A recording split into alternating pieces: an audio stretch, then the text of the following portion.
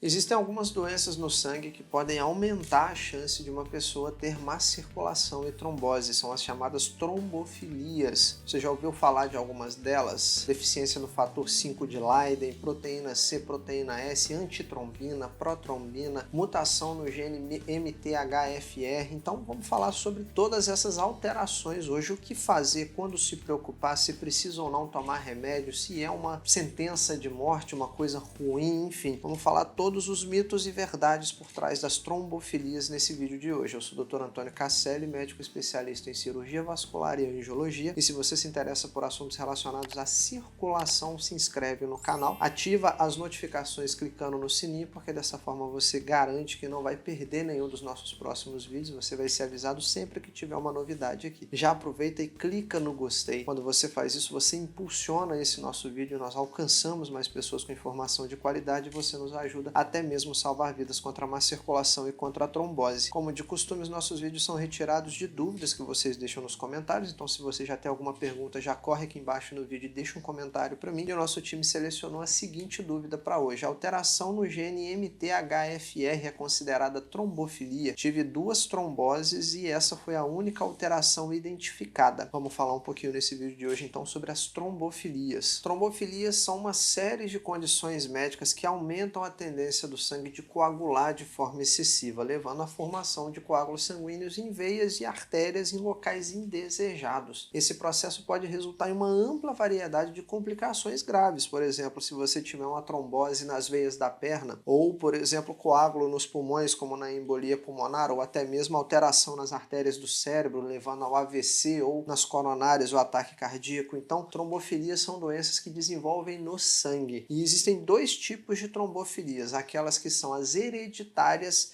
e existem as trombofilias que são adquiridas durante a vida. As trombofilias hereditárias, o próprio nome já diz, são aquelas que acontecem por causa de uma predisposição genética, elas são uma herança genética, elas são herdadas. E isso significa que a pessoa pode nascer com essa tendência à coagulação anormal e ela ser só um portador ou ter a doença manifesta. Alguns dos exemplos mais notáveis dessas doenças, dessas trombofilias hereditárias, é a mutação no fator 5 de Leiden e a mutação do gene da protrombina. As trombofilias adquiridas, por sua vez, elas são trombofilias que surgem no decorrer da vida. Alguma coisa que a pessoa fez ou alguma doença que ela adquiriu que leva essa pessoa a desenvolver uma trombofilia que ela não tinha ao nascer. E frequentemente essas trombofilias são associadas a outras doenças de saúde, como por exemplo o lúpus eritematoso sistêmico, doenças como artrite reumatoide, e também podem ser causados por até mesmo medicamentos e tratamentos, como por exemplo a quimioterapia,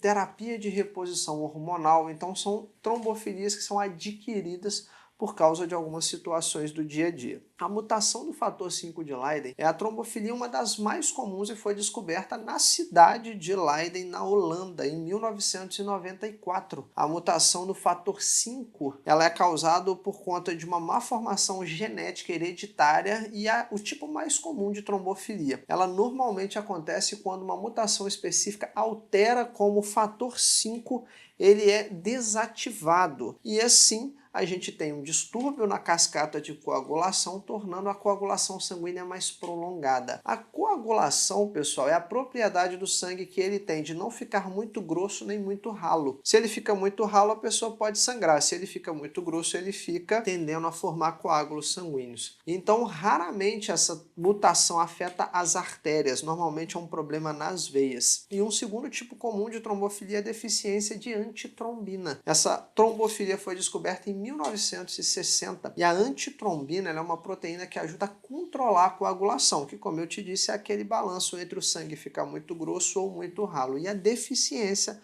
aumenta também o risco de formar coágulos sanguíneos pelo corpo. A deficiência da antitrombina é uma condição rara. Ela pode ser tanto hereditária quanto ela também pode ser adquirida no decorrer da vida. E pessoas com essas condições de trombofilias, ela tem uma probabilidade muito maior de desenvolver coágulos sanguíneos, principalmente em uma idade mais jovem. Então, tromboses em pessoas de 20 e 30 anos, nós precisamos pesquisar trombofilias, porque talvez a gente precisa manter tratamentos com medicamentos para manter a doença sob controle. Não é normal uma pessoa de 20, 30 anos ter uma trombose, principalmente uma trombose grave, tá certo? Outro tipo comum de trombofilia são a deficiência das proteínas C e proteína S, que são anticoagulantes naturais do corpo. Elas são proteínas que regulam também a coagulação, e a deficiência dessas proteínas também leva a um tipo de trombofilia. Normalmente a deficiência hereditária, geralmente ela se manifesta em pessoas mais jovens, enquanto as deficiências da proteína C e S adquiridas, normalmente elas estão relacionadas a doenças infecciosas, como por exemplo hepatites, HIV ou até mesmo o uso de alguns medicamentos como para HIV e para tuberculose. A síndrome do anticorpo antifosfolipídio é uma outra forma de trombofilia geralmente adquirida no decorrer da vida, e ela acontece quando o nosso sistema imunológico de forma errada ataca o nosso próprio organismo. Ela ataca de forma errada proteínas normais das células do nosso sangue. A síndrome do anticorpo antifosfolipídio é uma causa importante de abortos de repetição, e ela tem um detalhe: ela afeta não só as artérias quanto também as veias. Então ela pode também estar associada a outras doenças autoimunes, e é muito importante a gente pesquisar inclusive o lúpus nessas pessoas. Frequentemente a síndrome do anticorpo antifosfolipídio requer tratamento vitalício com os anticoagulantes e com os antiagregantes, já que os anticoagulantes são bons para prevenir os trombos nas veias e os antiagregantes nas artérias. Então, como ela ataca tanto as artérias quanto as veias, normalmente o tratamento é combinado com anticoagulante e antiagregante. A hiperhomocisteinemia é uma condição onde a gente tem o excesso do aminoácido homocisteína no sangue, que causa uma inflamação crônica e, por sua vez, causa também problemas vasculares, principalmente no sistema cardiovascular, como o AVC, como o infarto. Ela pode ser hereditária ou adquirida, principalmente uma dieta pobre em vitaminas B6, B12 e B9, que é o ácido fólico, e ela está relacionada também a doenças como a insuficiência renal crônica. O gene MTHFR, que é uma abreviação da sigla metileno tetrahidrofolato redutase, MTHFR, esse gene ele codifica uma enzima crucial no processamento de alguns aminoácidos do corpo. Mais especificamente, essa enzima MTHFR, ela converte o aminoácido homocisteína em metionina. A homocisteína é tóxica, a metionina é menos tóxica. Na verdade, não é tóxica para o nosso corpo. E essa conversão ela é vital para várias funções do corpo, incluindo, por exemplo, síntese de DNA, reparo do dano às nossas células, conversão de vitaminas do complexo B.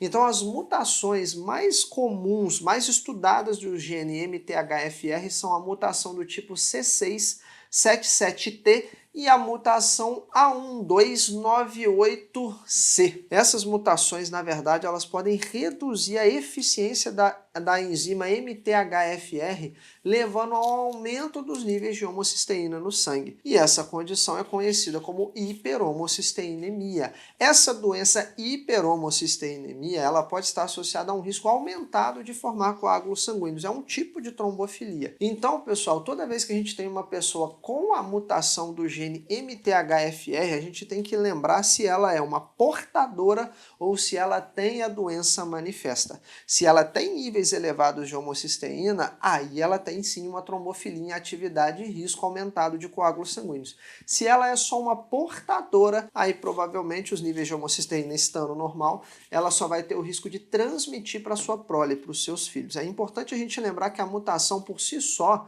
como eu te disse, ela não vai sempre causar a trombofilia ou problemas significativos, mas ela pode sim contribuir junto com outros fatores, como por exemplo se a pessoa já tem uma deficiência vitamínica ou toma algum remédio que induz trombofilia, ela pode durante a vida ter a doença manifesta. Nem sempre a pessoa que tem a mutação tem a doença, ela pode ter ou pode manifestar no futuro, e essa mutação ela não requer tratamento específico, porque a pessoa já vem com a mutação no material genético, no DNA. O que a gente consegue fazer é a gestão adequada da homocisteína para aí sim a gente não ter complicações. E normalmente a gente controla a homocisteína com a ingestão adequada de vitaminas do complexo B, a B6, a B12 e a B9, que é o ácido fólico, já que elas desempenham um papel na conversão da homocisteína em metionina. A homocisteína que é tóxica e a metionina que não é tóxica. Então a mutação do gene MTHFR ela tem uma distribuição variada no mundo. Na verdade, por exemplo, em alguns locais a mutação C677T ela é bem mais comum, por exemplo, em pessoas do Mediterrâneo e menos comum em pessoas africanas. E outro tipo de mutação também vai variar dependendo dos locais no mundo. Os sinais e os sintomas de qualquer trombofilia vai variar de acordo com o local onde o coágulo forma, a gravidade dessa condição, né? Se o coágulo foi em uma veia de grande importância, causa muita repercussão, se foi em uma artéria. E alguns dos sinais e sintomas mais comuns vão incluir inchaço, dor em alguma extremidade, por exemplo, na perna, pessoas às vezes com dor torácica súbita e falta de ar no caso da embolia, confusão ou fraqueza súbita se a pessoa tiver um comprometimento das artérias do cérebro causando um AVC. E o diagnóstico da embolia, então para você entender, os sinais e sintomas eles são variados, vai depender da região do corpo e o diagnóstico também não é fácil. Não existe um único exame que vê todos os tipos de trombofilia, na verdade a gente vai combinar vários exames. Vamos ver também uma avaliação clínica, não existe um único exame que detecte ou descarte todas as trombofilias, já que existem vários tipos, como a gente falou, a gente tem que dosar a proteína C, tem que dosar a proteína S, tem que dosar o fator 5 de Leiden, tem que pesquisar as mutações do gene MTHFR, a gente tem que ver se a coagulação está boa através de um INR ou de um PTD. É muito importante a gente ver o histórico familiar do paciente, às vezes ele já tem uma pessoa na família que tem trombofilia, então tem grande chance dele também ter as trombofilias hereditárias. E além dos exames de sangue, a gente também tem que fazer alguns exames de imagem dependendo da situação.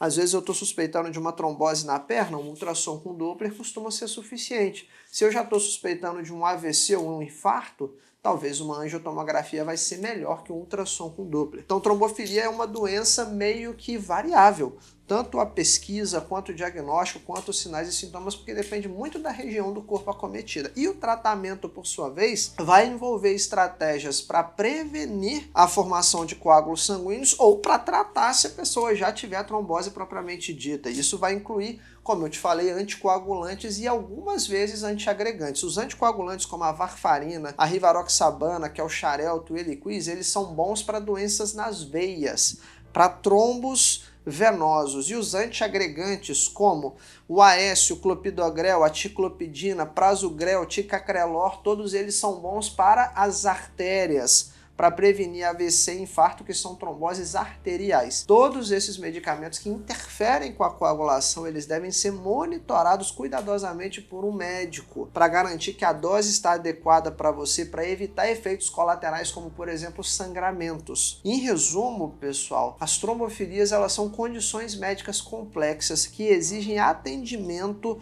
de um profissional. Você precisa de um médico que tenha um entendimento profundo para gerenciar de forma adequada os seus riscos, fazer o seu tratamento adequado de forma que você não tenha complicações com o tratamento também. Não só a doença, mas os remédios também têm efeitos colaterais. E a conscientização e a educação dessas condições pode ajudar, inclusive, na prevenção e no tratamento precoce, salvando vidas. Se você quer entender um pouco mais sobre como combater a má circulação, eu vou deixar aqui em cima uma recomendação de um vídeo onde a gente fala um pouco mais sobre as trombofilias também. Fica aí a dica, só clicar no card que vai aparecer aqui em cima se você quer ir além, quer mais conhecimento sobre as trombofilias, e se você gostou, aprendeu, achou esse vídeo muito importante, válido, deixa também a sua contribuição para o nosso canal. Nós apoiamos alguns projetos sociais, como pessoas com má circulação, com úlceras venosas, que são de difícil cicatrização e pessoas que às vezes têm uma baixa renda e não conseguem fazer os curativos de forma adequada, pessoas que estão em filas de SUS no Brasil intermináveis, precisando operar veias doentes e não conseguem uma cirurgia.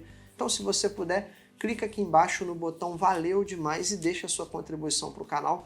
Isso vai ser muito importante para apoiar os nossos projetos sociais. Se você gostou desse vídeo, curte também, se inscreve no canal e deixa um comentário para mim. Se você tem trombofilia, se você já teve um aborto e descobriu através de abortos que era trombofílica, se você já teve problemas com várias tromboses e não sabe o motivo, ou se descobriu que isso foi por causa de uma trombofilia, enfim, deixa um comentário para mim sobre qual a sua dificuldade, qual a sua pergunta. Quero te conhecer melhor, coloca o seu nome, de qual cidade você está falando, para eu saber o que está acontecendo do outro lado da tela e trazer um conteúdo cada vez melhor para você. Vou te esperar então no nosso próximo encontro, mas lembre-se que a prevenção é sempre o melhor remédio.